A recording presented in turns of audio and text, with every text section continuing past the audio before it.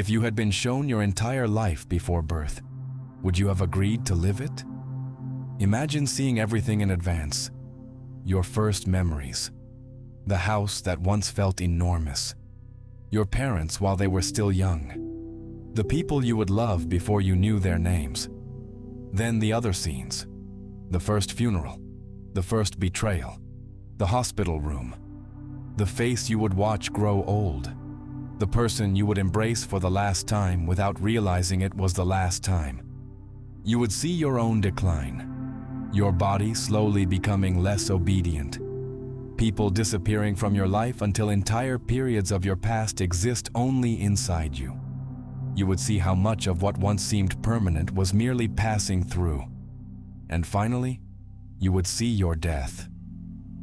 Then someone would ask, knowing the full cost, do you still want to be born? None of us answered that question. Existence preceded permission. We appeared inside bodies we did not choose, carrying genes we did not select, among people we did not appoint, in a century already wounded by histories that began before us.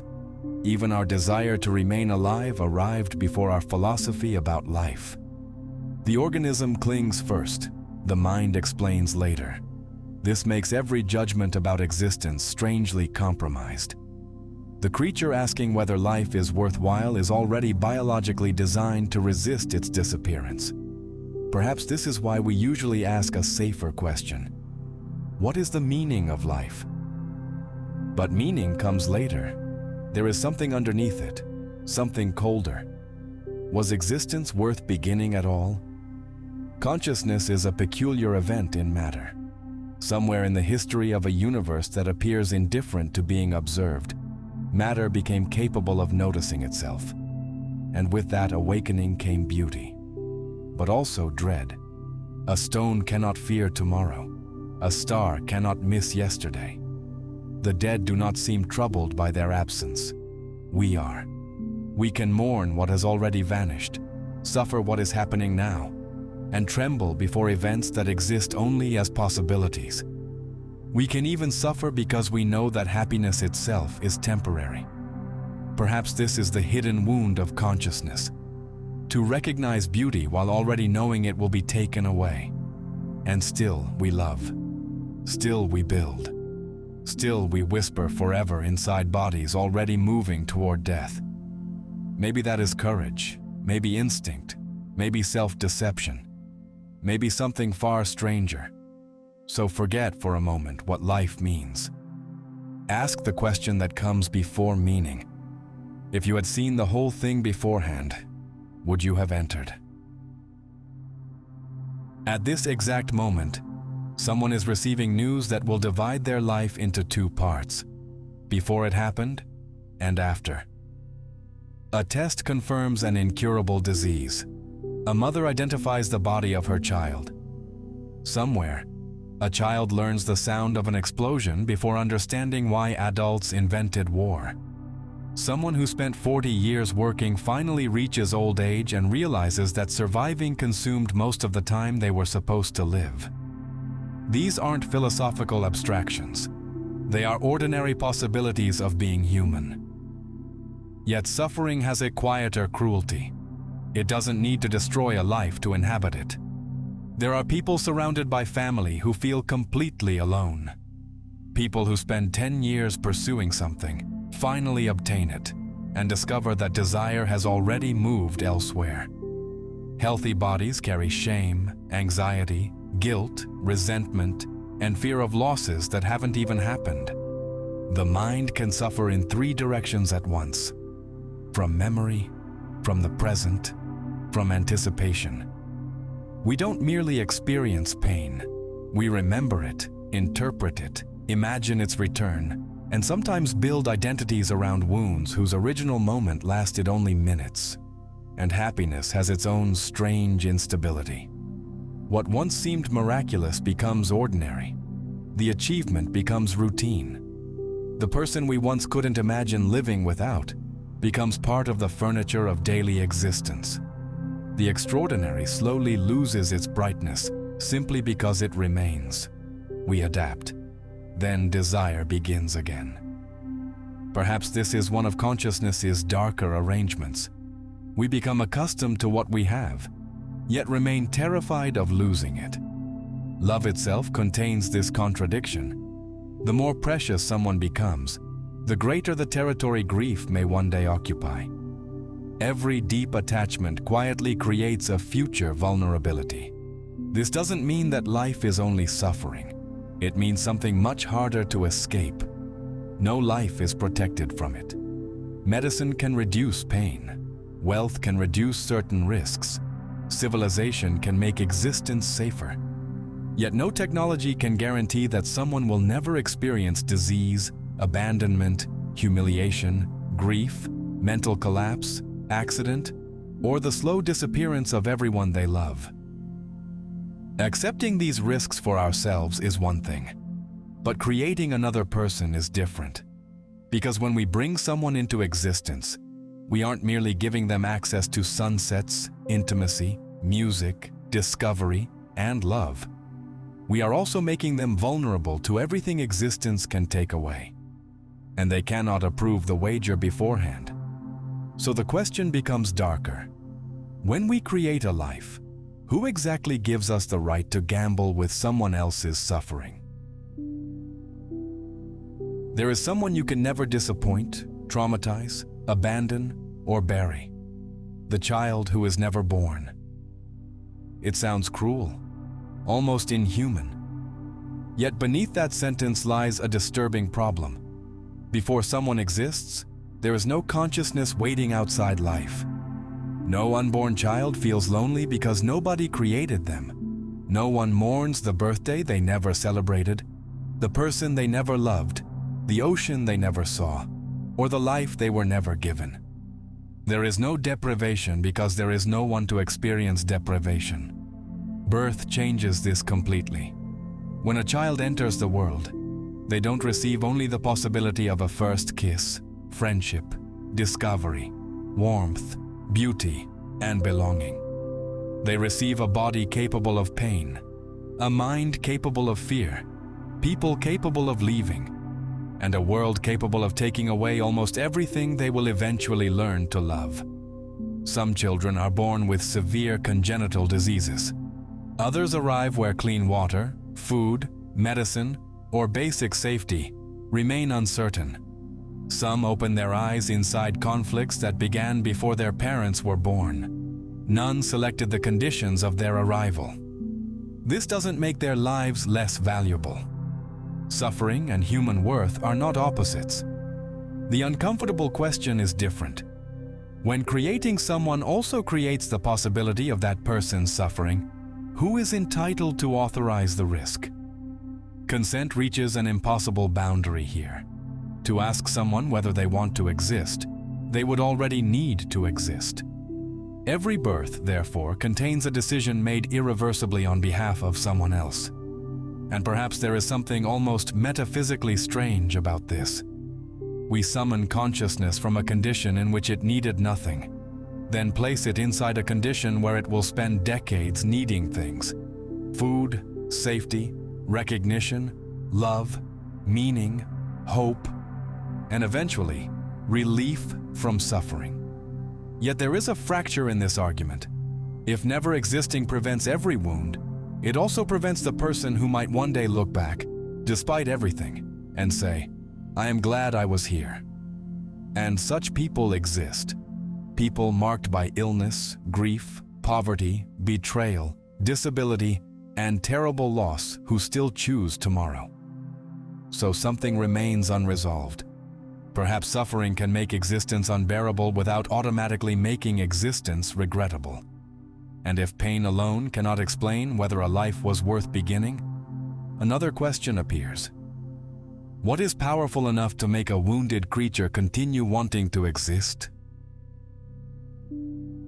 There are people who bury the future they thought they would have and, a few days later, buy bread for tomorrow. Perhaps few things reveal the strangeness of being human more clearly. After wars, schools reopen. After earthquakes, families search through ruins for photographs, watches, letters, fragments of ordinary life. People lose movement after accidents and slowly learn another way to inhabit their bodies. Parents bury children and somehow continue caring for those who remain. The dead are still dead. The catastrophe wasn't undone. And yet breakfast is prepared. Bills are paid. The alarm rings. Life continues with an almost offensive normality. Why? We should resist the comforting answer. Suffering doesn't necessarily teach. Trauma doesn't automatically create wisdom. Some experiences leave people diminished, frightened, distrustful, or permanently changed. There are wounds from which no hidden blessing emerges. Resilience doesn't mean returning untouched. Sometimes continuing simply means constructing a life around something that will never be repaired. And this reveals a disturbing paradox. A life can lose something irreplaceable without necessarily losing everything that makes existence desirable. Someone can mourn today and still want tomorrow. A person can wish desperately that one event had never happened while still being grateful that their entire life happened. They can laugh again without betraying the person they buried. So how should a life be measured? By the quantity of suffering, the intensity of pleasure, the meaning extracted from experience, or by something impossible to calculate while the story remains unfinished? There is, however, a darker possibility. Our persistence may not contain the profound meaning we want to find in it. The organism wants to survive. Long before humans created religions, philosophies, poems, or explanations for existence, living things were already avoiding threats, seeking nourishment, reproducing, protecting themselves. Life clung to life before it could explain why. Perhaps consciousness arrived afterward and inherited this ancient command: continue. Then it built stories around the command: purpose, legacy, destiny, hope, meaning. Maybe some of what we call existential meaning is the sophisticated language of an organism that cannot easily accept its own extinction. But that explanation creates an even stranger question. If our desire to continue can be traced partly to biology, does that make our reasons for living false? Or has evolution produced something that eventually became larger than survival itself? Because sometimes people remain alive for reasons that cannot be reduced to pleasure. A promise, a child, a person who needs them, a question they haven't answered, one unfinished thing. So perhaps the mystery isn't that we suffer. It is that after understanding what existence can do to us, something in us can still say, tomorrow. What if no one is waiting at the end of the question? Perhaps the universe contains no hidden explanation for our existence. Science can describe how stars form, how species evolve, how cells divide, and how brains generate behavior. Yet none of this tells us what we are supposed to live for. This may be one of consciousness's deepest frustrations. We demand an answer from a reality that may not even contain the category of the question. The universe doesn't appear to organize events according to human justice. A child can die before their parents. A generous person can become terminally ill. Someone cruel can live comfortably into old age. Floods don't examine morality before entering homes. Cancer doesn't ask whether its host deserves another decade. Reality happens, and our ideas of fairness happen inside it. For thousands of years, humans have looked upward and wondered whether there is something behind the silence. God, providence, a hidden order, some deeper layer of reality inaccessible to ordinary perception. Perhaps there is, perhaps there isn't. The terrifying part is that consciousness may never receive certainty while consciousness remains alive. We are creatures capable of asking metaphysical questions while trapped inside instruments designed primarily for survival. Maybe reality exceeds what those instruments can perceive. Or perhaps the silence really is empty. On astronomical scales, our lives are almost absurdly brief. Entire generations appear and vanish, while the universe remains largely indifferent to their arrival. But small doesn't necessarily mean meaningless. Meaningful to whom? A 10-minute conversation can alter 40 years of someone's life.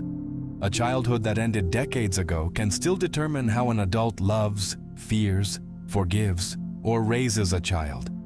Someone who has been dead for years can remain present in decisions made today. Duration isn't sufficient to measure value. Otherwise, everything temporary would be worthless.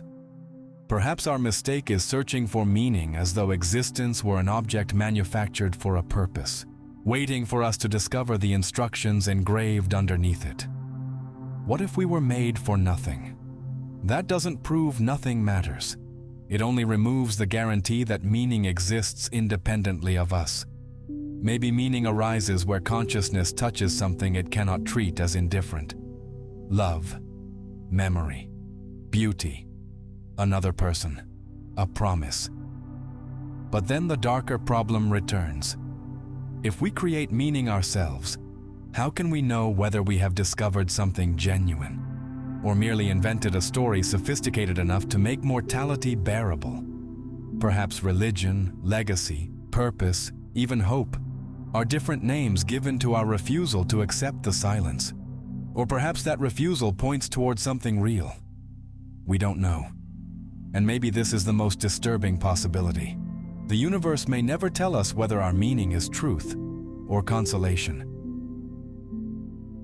Perhaps the greatest mistake is demanding a verdict on life before life is finished. Some questions appear to require an answer when, in reality, they require an entire existence. Nothing we have said absolves life. Disease remains real. Injustice remains indifferent to our explanations. People still lose children, bodies still deteriorate, accidents still interrupt plans, and some human beings receive an almost incomprehensibly harsher existence than others. No serious philosophy should turn this into the comforting claim that everything happens for a reason. Some things shouldn't happen. Some suffering reveals nothing. Some wounds don't contain secret wisdom. Some tragedies are simply tragedies. Yet there is a fundamental difference between asking, "Would it have been better never to begin?" and asking, "Now that I am here, what can still happen?" Non-existence prevents every possible suffering, but it also prevents the subject for whom that prevention could be a relief. The person who never exists, never mourns, but never experiences the absence of mourning either. For those already here, the situation is different. Our lives possess something the present can never completely reveal. They are unfinished. Someone who will become essential to you may currently be a stranger. A conversation that will alter the direction of your life hasn't happened yet. There may be places where a version of you, impossible under your present circumstances, will finally become visible. None of this is promised. The future isn't secretly benevolent. Tomorrow can heal, but it can also destroy. Hope isn't knowledge that things will improve. Perhaps hope, stripped of sentimentality, is simply the recognition that the future has not yet disclosed its contents, and that uncertainty matters. Return, then, to the question from the beginning. If you could have watched your entire life before birth, knowing every humiliation, every ordinary happiness, every person you would love and eventually lose, would you have chosen to enter? I don't know. Perhaps an honest answer must tolerate those 3 words. Because we aren't standing outside existence deciding whether to enter. We are already inside it. The door has closed behind us. We have memories now. Names, attachments, scars. People whose existence has become entangled with ours. So perhaps the final question isn't whether life, considered from nowhere, is worth its price. Perhaps the question belongs only to those condemned and privileged to already exist. When the last day finally arrives, when nothing more can be added and your life becomes a completed fact, what would need to have happened for you to look back at all the suffering, all the beauty, all the loss, and still say, yes, It was terrible to lose it, but I am glad there was something to lose. If these videos give you something to think about, there's a deeper way to support this work. Members get access to 100+ exclusive videos, and right now there's a 1-month free membership trial. You can also use super thanks if a particular video meant something to you. But truly, watching, sharing, and coming back already helps enormously. If you want to go further, become a member and help keep this strange little corner of the internet alive.